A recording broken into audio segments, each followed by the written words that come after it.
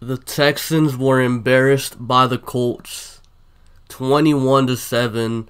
The score might not look that bad, but oh boy, was it bad. This honestly felt like a 42-7 type of thing, 30-0. It was bad. Very, very, very bad. I mean, no one showed up besides maybe Kiki, and he had a couple drops, I want to say. D-Hop, we already knew he was dealing with a bad ankle. I mean, I'm not going to say we expected this because we didn't. We expected a more competitive game. And, some people, including myself, predicted a Texans win. Because when you're in the playoffs, people need to understand that you should always pick your team. Because it's not the regular season. It's the playoffs. You lose, you go home. But even I thought we legit had a chance to win. But nobody showed up. And credit to the Colts, they executed their game plan. On offense, they pretty much did whatever they wanted to do. They exposed our terrible secondary, how pretty much everyone has been doing since, the Browns game maybe even the Redskins game after the bye week when Colt McCoy came in. And something that hasn't happened all season, they were able to run the football on us. So they were literally able to do whatever they wanted against this defense. Defensively, they rattled Deshaun. Let's call it what it is. They stopped the run game. They had Deshaun rattled. Deshaun missed some wide open throws. He made a terrible decision on a pick. And the Colts just outright won the game. I mean, it is what it is. I'm calling it how it is. I'm not going to sit here and make up excuses. I'm not going to hide after my team gets embarrassed, similar to how other fans of other teams do after an embarrassing loss. I'm just not going to do that. I'm going to call it what it is. Texans got, beat. Bad. Embarrassingly. And if you're a Colts fan watching this, pretty much all I'm really going to talk about the Colts. I mean, if it makes you guys feel any better, I do have you guys beating KC next week. I was telling my live stream this earlier this week that if Indianapolis beat Houston, they were going to go and beat KC. Actually, I actually told them that whoever they played was going to beat them. So, yeah, and I 100% stand behind that. I do think you guys are going to go and beat Kansas City. But anyways, from here on out, it's all about the Texans. Okay, so Cornell gotta go. I mean, seriously. He knew what he had to do to win this game, and he still didn't do it. T.Y. was still running open. He wasn't, he didn't go off how he did last time around, but he didn't have to. Because other guys were open, other guys were making play, they had a run game going. Everything was there. I mean, terrible third down defense. I mean, seriously. And I know some people are probably going to say, what do you mean we held him to 21 points? Come on, let's be real. We only held him to 21 points because the Colts, they stepped off the gas pedal. They knew it was over. There was no point for them to go put up more points. If they really would want to, they would have put up 42. Easily. Yeah, we got that nice little pick by Brandon Dunn, but if they wanted to, that probably would have been the only stop we would have had all game. Of course, given, we did have the Watt penalty, that would have been a stop if they would have called that properly for what it was, because, let's be honest, that was a delay of game penalty, but they called Watt offsides, even though Watt did right and jumped when the clock struck 0, the play clock, which, obviously that should be a delay of game penalty, but, whatever. I mean, refs were clearly not on our side, but, again, that doesn't matter. This team didn't show up. You can talk about the late comeback attempt. But again, let's be honest, dude. The game was over at that point. This team was not going to come back. I mean, hell, we even got lucky that was called a touchdown. Because any other day, that's called a touchback. 100% of the time. That's a touchback. We got lucky there, caught a break. But now let's just talk about the players individually. Deshaun, starting with him, had a terrible day. I mean, he wasn't seeing the blitz, similar to how he was doing against the first Colts game against the Browns. I think the Jets. He was just off.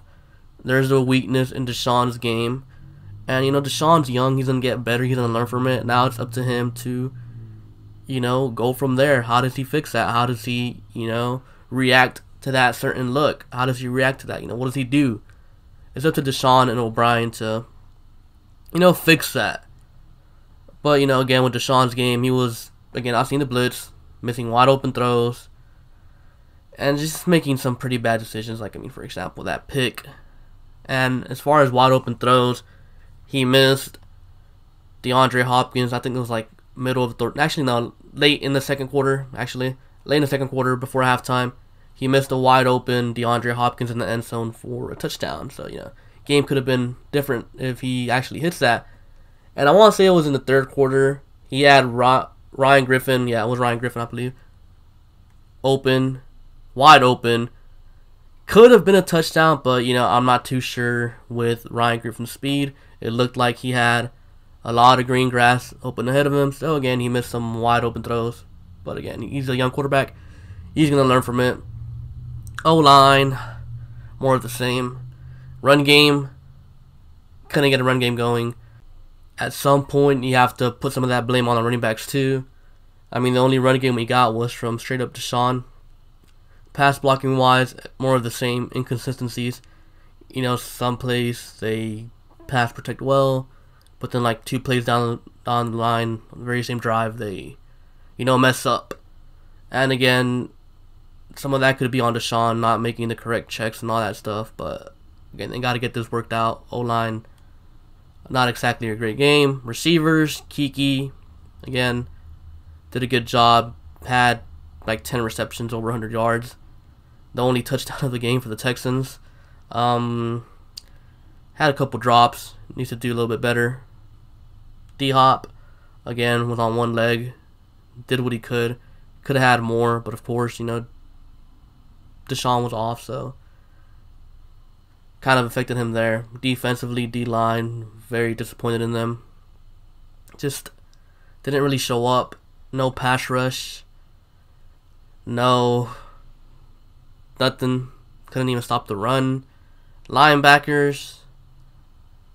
I saw McKinney making plays. Other than that, though, who else really showed up from the linebackers? Secondary, we already know the story there. They're burnt toast, and a lot of this, again, 100% on coaching. I know a lot of people are going to want to blame Bill O'Brien because that's just a popular thing to do by, the local media that doesn't know much about football. And, like always, I try to keep you guys well informed. At the end of the day, it's up to you guys to formulate your own opinion and believe what you want to believe. But here is my opinion, and my opinion only. To me, this isn't on Bill O'Brien, at all. Literally, Deshaun had some wide open players. He missed them. It is what it is. When your quarterback misses open players, when he's not seeing the blitz, that's what happens. And again, it's not Deshaun's fault. He's a young quarterback. This is what some people need to understand. You can blame Deshaun. It's fine. A lot of Texans fans want to sit here and pretend like Deshaun Watson's Tom Brady, like he's Aaron Rodgers, Drew Brees. He's not. Not yet. He's not at that level yet, but he's going to get there. It takes time, patience. Name me a quarterback that has came into the league and completely played at the mental level of a Tom Brady, Aaron Rodgers, Peyton Manning. None. Because there hasn't been any. None. You could talk about Patrick Mahomes' stats all you want. You could point it out. Because I'm pretty sure some of you guys are going to do that. But at the mental level of it, he's nowhere near there. Yeah, the stats look pretty and all, but mental level, he's not there yet. Like, he doesn't see the blitz, and then on other occasions, like, he kind of panics and doesn't make an accurate throw, or just simply doesn't see the open receivers that are out there and decides to scramble. He's not all there. He's gonna get there. Just give him some time and he'll get there. Of course, throughout this game, Deshaun had some magical moments, because that's what Deshaun is. He's a magical player, and we're gonna get more of those moments as he gets better, as he progresses. But to me, this isn't on O'Brien at all. Because if you take a look at the defense, they couldn't stop a nosebleed. Like, seriously, the first drive, they just passed the ball just, easily all the way down the field. Second drive, they ran it down their throat. Something nobody has been able to do on these Texans. But the Colts were able to do it. And to me, on defense, yeah, you could blame some personnel on the secondary, the cornerback position in particular. But at some point, you gotta blame the coaching on the defensive side of the ball. And to me, that point has passed a long time ago. I mean, it's all on Cornell, 100%. Yes, we have some personnel issues, but he could do way better. For example, Whitney Merciless, how many snaps did he even play? And when he did play, he was rushing from the inside. J.J. Watt should be the one rushing from the inside. Jadeveon Clowney could rush from the inside if they needed him to. Merciless? He's not that guy. He's an edge rusher. That's all he is, an edge rusher. You have, Cornell putting Kareem Jackson at corner, where we know he's not good at. In the first few weeks of the season, Kareem Jackson looked like an all-pro. You know why? Because he was playing safety. Because Kareem Jackson is a safety, not a corner. Tyrann Mathieu. Some people want to say, oh, he's had no impact. You know why? Well, Cornell's playing him at nickel corner when he's a safety. See what else? Aaron Colvin, probably your best corner, your youngest corner, your fastest corner. He was a healthy scratch today. O'Brien don't make the calls on the defense. That's all Cornell. All Cornell. As an NFL head coach, or as an NFL coach in general, there comes a time where the game passes you by. And for Cornell, it's happened. He's done. The Texans have to move on. I don't think O'Brien will fire him, but I'm pretty sure in a few weeks it's going to come out that Romeo Cornell has retired. O'Brien will force him into retirement, and O'Brien will look for a defensive coordinator.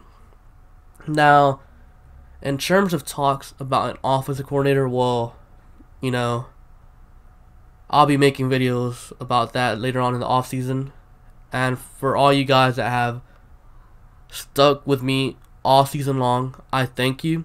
For all you guys that are brand new to the channel, I will be active all off season. So don't you worry. I'm not going to go missing for 5-6 months. I'm not. I'm going to be here all off season. So, there will be more things to talk about. And now I guess starts my favorite part of the NFL, off season, free agency.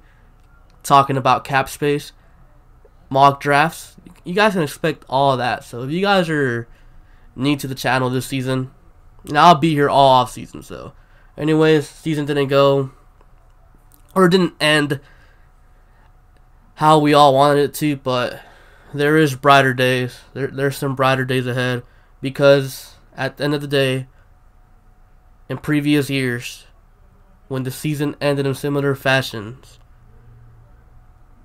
it was always like, okay, Now, what do we do at quarterback?